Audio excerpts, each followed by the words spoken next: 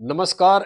मैं अशोक जरोटी सभी भाई बहनों का स्वागत है। दोस्तों, देश की घटिया और बेशरम राजनीति की धज्जियां उड़ा दी देश के सुप्रीम कोर्ट ने और माननीय सीजीआई साहब ने।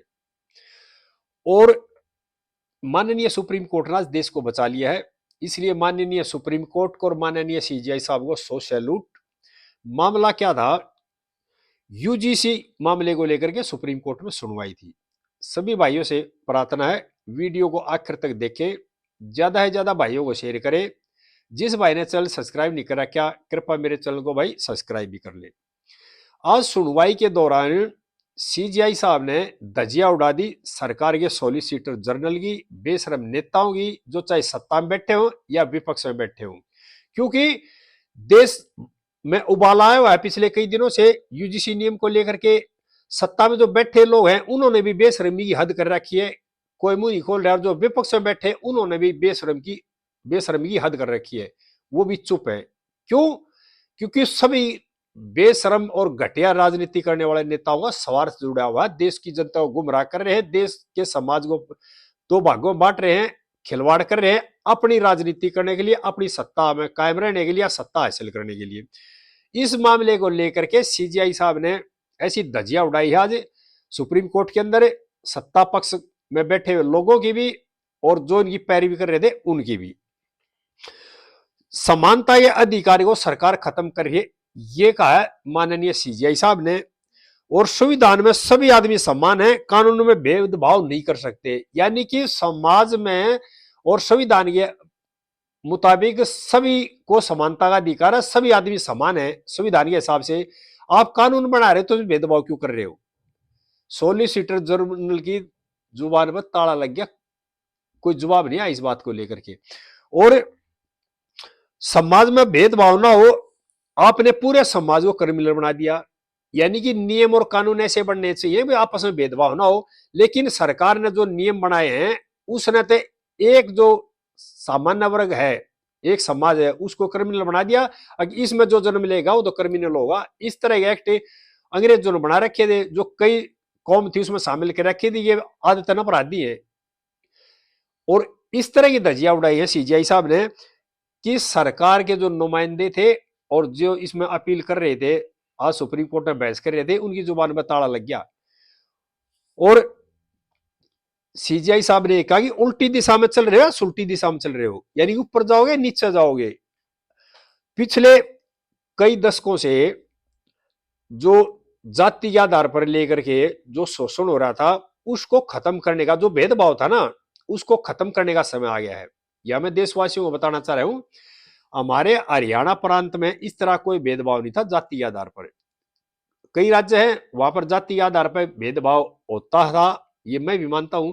लेकिन ये भेदभाव कानून बनाने से खत्म नहीं होगा, ये भेदभाव होगा आपस में प्यार प्रेम से रहने से, इकट्ठा बैठने से, इकट्ठा खाने पीने से और आपस में हंसने से, बोलने से जब भेदभाव खत्म होगा। कानून बनाकर एक समाज के खिलाफ जो कानून बना रहे हो, ये समानता के अधिकार को भी खत्म कर रहा है और भाईचारे को बिगड़ रहा है और समाज में भी भेदभाव पैदा कर रहा है। सरकार ने और नेताओं ने कानून तो इस तरह बनाने चाहिए अभी समाज में भाईचारा बढ़े, लेकिन हमारे नेता ना इतनी बेशर्मी की राजनीति कर रहे हैं, अपने स्वार्थ के सिवाय कुछ नहीं देखते। और समाज को तोड़ो मरोड़ो, दो भागों में बांटो, ऊंच नीच भेदभाव इस तरह करो और वोट हासिल करो, इस तरह खेल खेलते हैं। और इस घटिया राजनीति की आज सुप्रीम कोर्ट ने धज्जियां उड़ा रख दी है। और माननीय सुप्रीम कोर्ट ने यूजीसी नियम वाला जो एक्ट बनाया था ना, उस पर रोक लगा दी है और यह कहा भी जो पुराने नियम थे ना वे लागू रहेंगे। और पिछले कई दशकों से वोट लेने के लिए जो हमारे नेता ना समाज में तोड़ने का नैरेटिव बनाते हैं, उनकी राजनीति इतनी घटिया, समाज को किस तरह तोड़ के वोट हासिल किया ये नैरेटिव बनाते हैं। पहले कांग्रेस बनाती थी, उसी रास्ते पर ही मोदी सरकार ने शुरू कर दिया। और इस बात को लेकर के देश में उबाल है। सीजीआई साहब ने कहा कि समानता की जो परिभाषा है ना उसमें सभी आते हैं, जाति आधार पर जो भेदभाव होता है उनको खत्म करने का समय आ गया। यानी जो संविधान में समानता का जो अधिकार दिया गया उसकी परिभाषा में सभी लोग हैं, उसमें महिला पुरुष सभी शामिल हैं, सब एक समान है। और अब समय आ गया इस भेदभाव को खत्म किया जाए। क्यों? पिछली कई हजारों सालों से जिस तरह से बांट रखा था, पहले अंग्रेजों ने बांटा और उसके बाद हमारी जो सरकार बनी देश में, उन्होंने भी वोट हासिल करने के लिए समाज को तोड़ा, जातियों बांटा। उसको खत्म करने का समय आ गया है और कानून बना करके जाति के आधार पर या समाज के आधार पर भेदभाव ज्यादा मत बनाओ और खाई ज्यादा चौड़ी मत करो। लेकिन क्या है, हमारे नेताओं का भला तो जी भी होगा ना, उनका स्वार्थ तो जी भी सिद्ध होगा जब समाज को तोड़ा जाएगा जाति के आधार पर और जब उनको वोट मिलेगी। और यही नीति कांग्रेस चल रही थी, ये बीजेपी ने शुरू कर दिया है।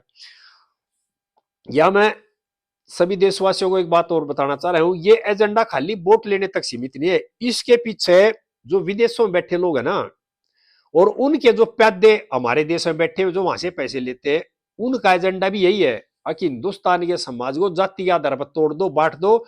और जब ही इस देश के टुकड़े होंगे और जब इस देश पर राज किया जाएगा, ये उनकी थ्योरी है और वो लेकर चलते हैं। और उन्होंने अपने जो प्यादे यहां बैठा रखे हैं, वो क्या करते हैं, छोटी सी किसी घटना को लेकर के देश में बहुत बड़ा बाउंडर करते हैं, उसको जाति आधार पर रख देते हैं और फिर जाके अपना नैरेटिव सेट करते हैं, यानी देश को तोड़ने का जो चल रहा था।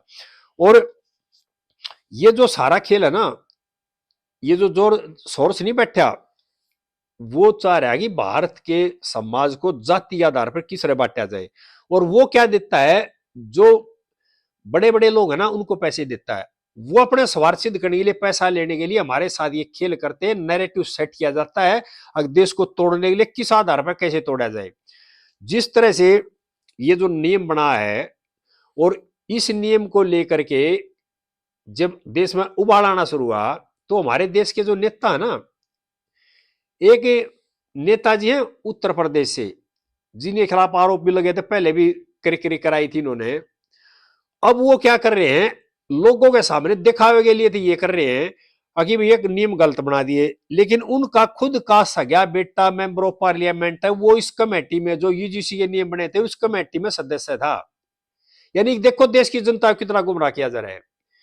मेरी यहां पर हाथ जोड़ के जो हमारे SC ST OBC वर्ग के जो भाई है ना, जो आम अपनी मेहनत करके, अपनी नौकरी पेशा करके, अपना धंधा करके अपने बच्चों का पेट पाल रहे हैं, उनसे मेरी हाथ जोड़कर प्रार्थना है, इनके बहकावे में आने की जरूरत नहीं है। इन्होंने आपका कोई भला नहीं करना। ये सबसे पहला भला करेंगे अपना, उसके बाद अपने बच्चों का भला करेंगे, उसके बाद अपने रिश्तेदारों का भला करेंगे।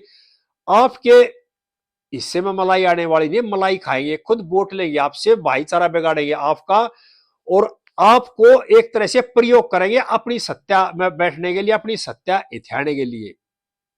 और नहीं तो जितने भी SC ST OBC पिछड़े वर्गों है, जो भाई हैं, वो ठंडे दिमाग से एक बार ये बैठ के देख लेना, अगर जिस नेता को आपने वोट दिया था वो तो नेता बन गया जमीन से उठ करके, उस नेता ने अपनी प्रॉपर्टी कितनी बढ़ाई है, अपना फायदा कितना किया, समाज का आपका भला कितना किया, इस पर सोचने की जरूरत है।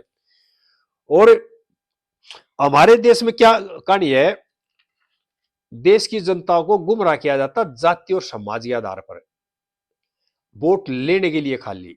और ये जो घटिया राजनीति है ना, ये सारी पार्टियां करती हैं। देश की जनता को जो CGI साहब ने जो बातें की ना, उस पर बड़ी गंभीरता से सोचने की जरूरत है और समाज में भाईचारा बनाने की जरूरत है। इनकी बातों में, इनके बहकावे में आने की जरूरत नहीं है।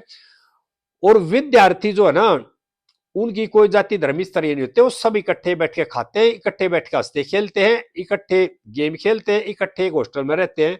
यानी कि जो नियम बनाए थे वो एक तरह से समाज को बिल्कुल तोड़ने वाले बनाए थे। भी समाज जो हॉस्टल भी होंगे ना, वे भी अलग अलग होंगे, यानी वर्ग के आधार पर। ये जो बेशरम काम कर रहे हैं ना, ये सिर्फ सिर्फ और सिर्फ अपनी राजनीति चलाने के लिए कर रहे हैं और किसी लिए नहीं कर रहे। यानी कि बेशर्मी की इतनी हद कर दी।